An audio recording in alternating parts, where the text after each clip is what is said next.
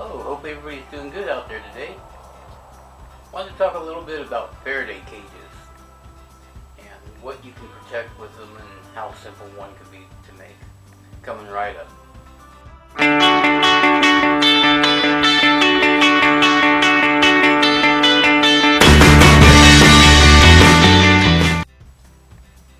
In 1859, there was a major solar flare hit Earth and it took out the telegraph.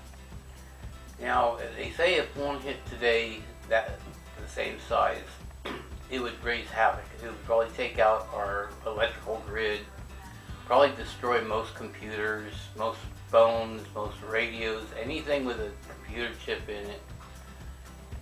And so having a Faraday cage would be very handy to keep some items in. Now, with North Korea going through their shooting off missiles and talking about having the atomic bomb and stuff, atomic bombs can also set off an EMP. It's where they would detonate an atomic bomb high in the atmosphere, and it would send that electromagnetic pulse to Earth and can really mess up a person's life. So I wanted to show you a few things that I have. Now, I'm not going to tell you that guarantee that these will work. These are things that I've done, that I keep a few things in. Just in case that situation arises, I have a backup with a few items in it. Now, one's this case here.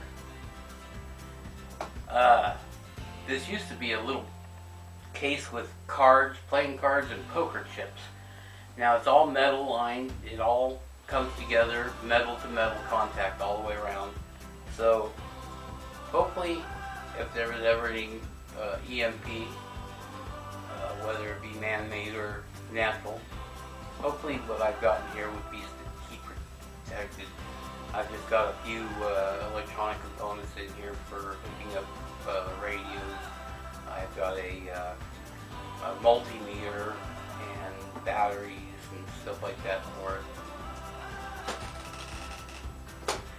Now here's a simple one you can make at home. This is just a food can, number 10 can. And what I did was, okay, get the lid off. I've got several layers of aluminum foil over the top of it, closing it up. Now, whatever you put into a Faraday cage, you want to keep isolated so it does not touch any of the container. Now, some reports say that you need to have a Faraday cage grounded. Some say you don't. I'm not an expert on it. There's a lot more brilliant people out there. In fact, I'll try to find the YouTube channel. There's a professor that has done a lot of research on it and some studies and stuff. I'll try to find it, and if I can, I'll put it down below in the comments section, a link to his YouTube channel. Anyway, to keep my sensitive equipment isolated from the can, I took a small piece of styrofoam. Let me see if I can get something here. And all I did was I turned the can upside down on top of that styrofoam and pressed it in there until it cut out two of these circles. And I've got one on the top and one on the bottom of the can. Now inside my Faraday cage, I've got this radio here. I don't always have it in here. I just put it in here to see if it would actually fit with the other items I want to keep in this cage. I usually keep this in my kitchen window because I listen to it when I'm cooking or washing dishes and stuff. Then I've got a GPS unit. Now, if the EMP goes off, depending on how high in the atmosphere it is, I would think that most of the GPS satellites would be in good shape. But don't take my word for it. I don't know. Then I got my little crank up handy flashlight. And I've got one of my ham radios.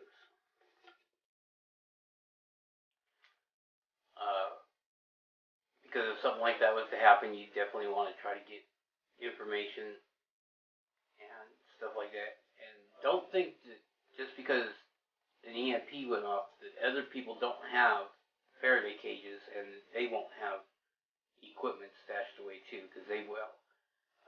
If you look on the internet, you'll find all kinds of people, preppers and non-preppers alike, that have Faraday cages and have equipment put in them. And then I keep a supply of batteries. Now I threw this in there. It's a little charging system for your cell phones and tablets and stuff. Don't know why. I just had an extra one, so I threw it in here. But anyway, there you go. It's lined with cardboard. The other styrofoam disc sits in the very bottom. Then the cardboard that I've got wrapped around here sits on top of that styrofoam. And then this styrofoam one fits right on top of that cardboard. So anything I put in here is completely insulated from the metal can itself. Anyway, that's primarily what I wanted to show you today. How easy it is to make a small Faraday cage. Now, if you're going to store a radio or GPS or whatever in there, you should probably, if you're going to store it for a long time, if you're putting this up for a long time, because some of these batteries that you can buy now are guaranteed for 10 years, but are you going to really take them back to the store? They'll probably want the receipt. But whatever you store in there, don't store the batteries inside the devices. Take the batteries and just lay them in there, or put them inside of a Ziploc baggie or something and put them in there. Because if you put them inside the devices, there's a good chance that by the time you get ready to use them, they'll be corroded. And probably not make the radio work too good, or with the device that you have in there. I wanted to tell you about something I'm going to be doing on a real upcoming video.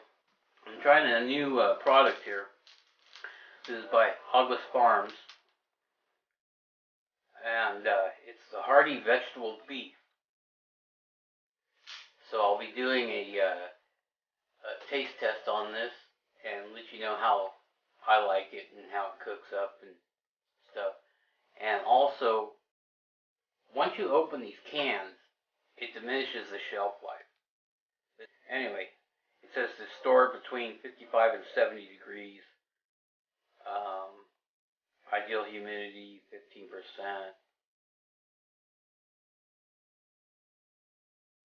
Anyway, once you open these, the shelf life diminishes quite a bit. So what I'll be doing when I go to do the taste test on this, I'm also going to incorporate in the video, portioning it out, putting it in cans or in jars, canning jars, and vacuum sealing it. So I'll show you how I portion it out. I'm single, live by myself, so I have to break it down because it's the directions are in 6 servings. So I'll be probably doing that in half to be making 3 servings at a time. So anyway, until then, if there's something that you would like me to do a video on, please put it in the comments below.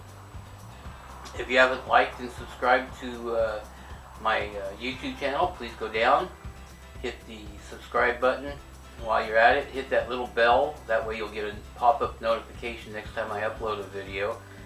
And if you're watching this on a social media, YouTube, Google Plus, or something like that, in a minute my smiling face will pop up over here, and you can click on it to go and subscribe to the channel. And then up here will be a link to one of my other videos. So until next time. Oh, also, for my subscribers that know me and stuff, I have some that know me from the social medias. this is all going to be gone here pretty quick.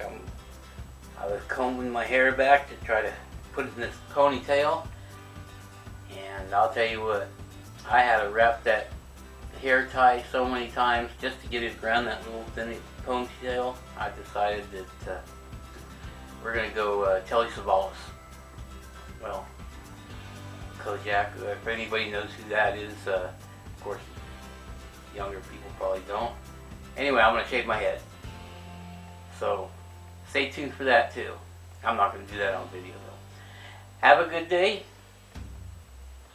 Stay prepared.